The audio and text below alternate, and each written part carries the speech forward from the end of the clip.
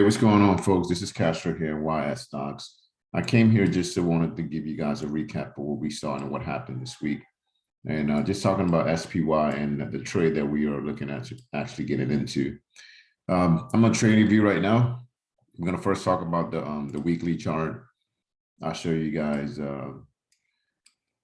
where I drew the support line here for SPY. For the last few weeks, we've been talking about quad witching, right? We've been talking about when exactly is quad witching as far as each quarter of the month, what exactly happens before pre-quad witching, actually post-quad witching, and what possible trades that we can actually get into. So, what I mentioned, and you guys can actually check out the other videos. What I've been talking about is that before quad witching, you usually notice that the third week of that particular month, you see a price movement for the downside on that month, right? As I said. So for example, quad witching happened on March on the third week, right? Third week of March. So this is the first week of March. It came straight from this downtrend. Then you had a hammer candlestick pattern. Then it went up a little bit. We see the third week though, the 15th of March, you see, somewhat of a sell-off. So it opened up around, well, let's say this one. This one, the week prior closed at 393, right? And this one here, the lowest point was really 386. So that's about what, $9? Yeah, about $9 in difference, something like that, $8 in difference, right? On the downside. Then you see the market rallying, right? This is the same phenomenon that we've seen over and over again. And please check out the other videos because I talked about this. And then I go more in depth as far as what I was seeing and what kind of possible trades that we can get into. But as we look at the weekly chart again here, we see a few things, right? So I drew this line here because this was the support line for the trend. We always say the trend is your friend until it comes to an end, right? And what I saw here was that, hey, this is the trend here, right? And let's go into the daily chart.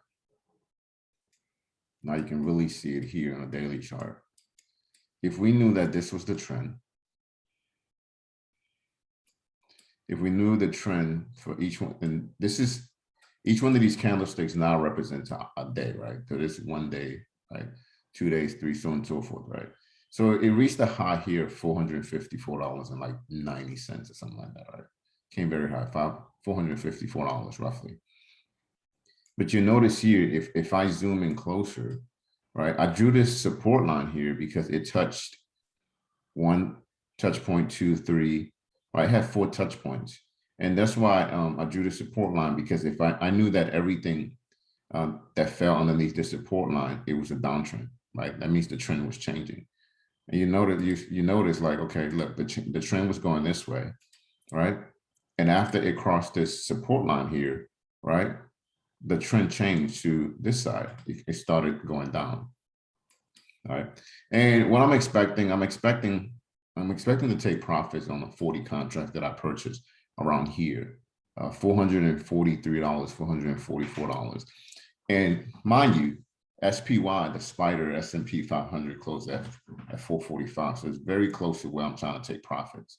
And I know you're asking like, Castro, why are you taking profits there? One, because of really 2 reasons, right? What I've seen thus far on every month, I've seen that around the third week of March, around the third week of every month, I've seen a downtrend in which SPY touches or comes very close to touch the 50-day moving average, right? So if we actually draw a line, right, a support line, we can, of course, the 50-day moving average is that support line that we're trying to draw as well. But if we just draw our own imaginary line from, 1 point to, let's say, to a few touch points, right? Let's say here, right? And we're gonna have this color here as, let's have it green, right? Green, and we're gonna make it pretty thick, right? If you notice here, I'm gonna do this for the week, every week, right? You see here that this is May 19th. Then this is the June 21st. This is the third week of every month, right? July 19th, right? I'm expecting SPY, right? I'm expecting to take profits around this area here. We know that this is support here. I'm expecting to take profits around 442 roughly to 443. That's why I want to take profits. So again, and if you notice this is that it's tracing that this is the 50-day, right? The 50-day moving average, right? Exponential moving average, right? And I like to use the half, right? Half of twos. It's a little bit more complex. I will have to talk to you about that a little bit later. But again, just to recap, this was the trend, uptrend. We saw a break on an uptrend here, right? The support area, and now, right, quad witching, which should be next week. We're going to see a little bit more sell-off, right?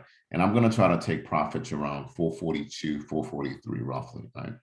So we're looking at me making like $20,000 or $25,000 on the trade. So right now I'm up like 12,000. I made 10,000 last week, but this past week I made close to 20K already.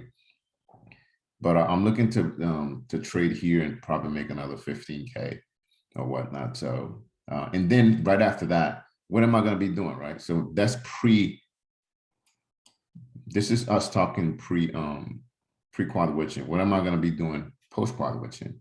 I'm going to be buying calls, right? As soon as I see, I'll get my buy signal. My buy signal is going to be a few things, right?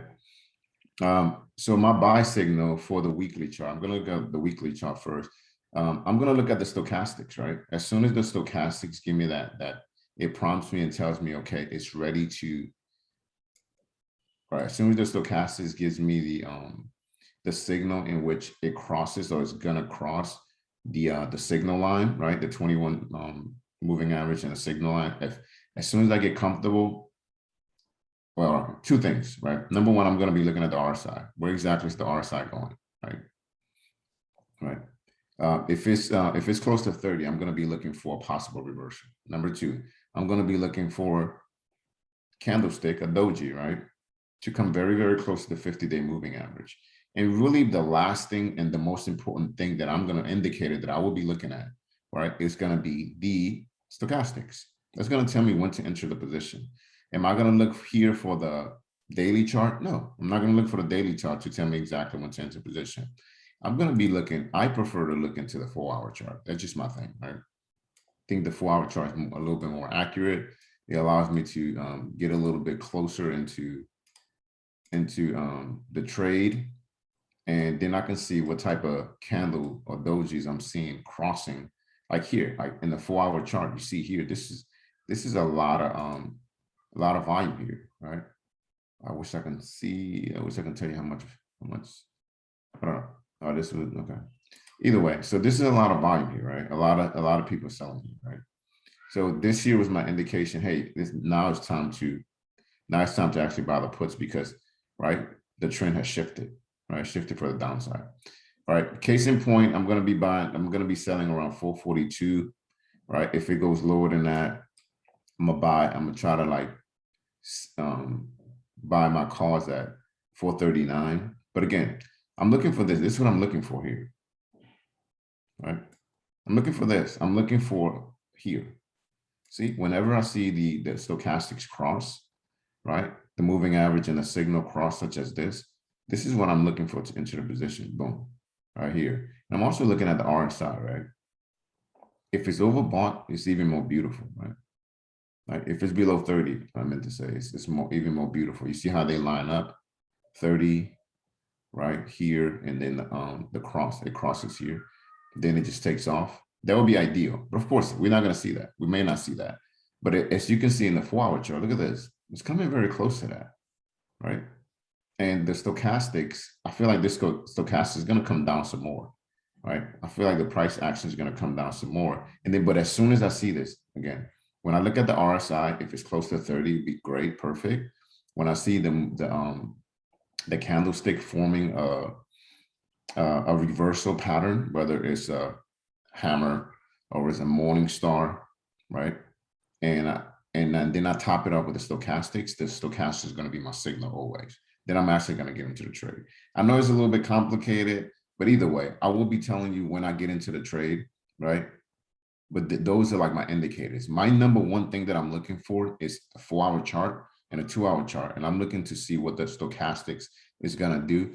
And I'm actually looking for SPY to bounce off the 50-day moving average as it's done for the last year, right? That's what I'm looking for, right? So those are the 3 things that I'm definitely going to be looking for. Bounce off the 50-day moving average and then pair with the stochastics, and that's going to be my money. And I'm going to enter the position for 2 weeks, right? So the 17th is the end of next week. So I'm going to be buying for the 31st of September, if there is a 31st of September, right? I'm going to be buying for then. And most likely I'm going to be buying outside of the money, and I'm just going to ride it out. So I can actually make some nice profits like I did before, right? So that's pretty much it for SPY. Again, very self-explanatory. I drew this box here because this is the period I was going to be working at.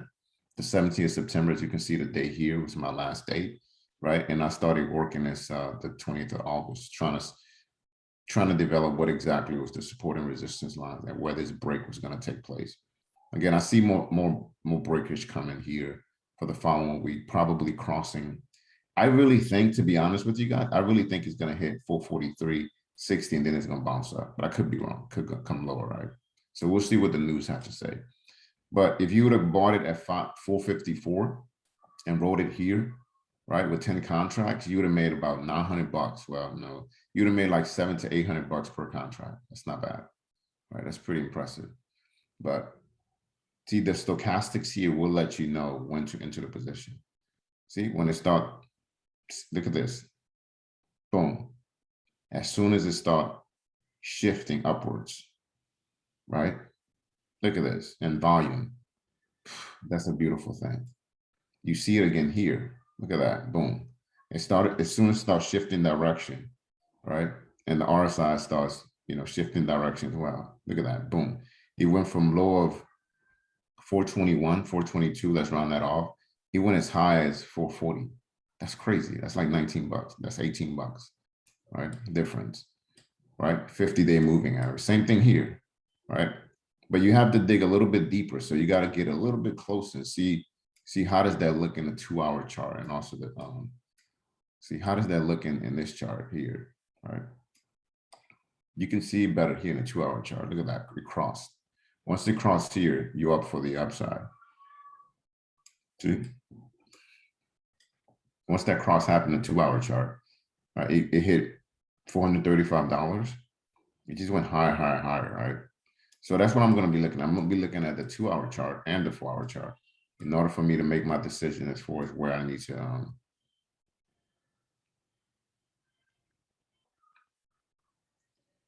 to close my, in order for me to determine where exactly I have to close my trade, right? And actually start buying calls, right? So again, I'm looking into buying calls maybe at 441, 442, and I'm gonna ride it up for 2 weeks. I'm gonna probably take profits at 454, 457, rally into October, and then we'll go from there, right? Something like this, like buy here, right? When it rallies, 426, and sell out 440, right? Here, if I was just looking at this one, right, buy here at 437 and then selling off at like 445. It's not bad. Right? I know it's a lot of information, but again, I'm gonna ride these puts down. That's the recap. I'm gonna ride the puts down next week because I think it's gonna be a massive sell-off next week. Right? Look at this. 1, 2, 3, 4, 5 days of selling. 5 days of selling. Here we have only had 1, 2, 3, 4. I think next week is really, to be honest with you, this was in selling 1, 2. I think there's more days to come, right? So I hope this was informative.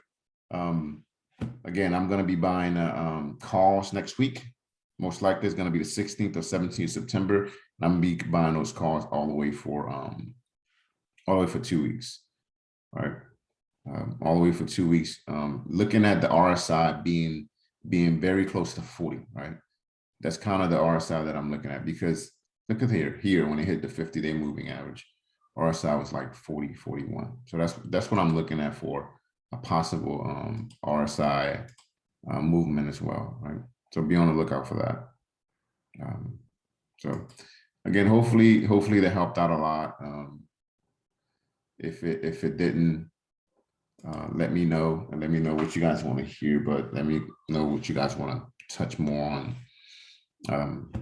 A lot of people make money with this trade. I hope that they actually post their wins.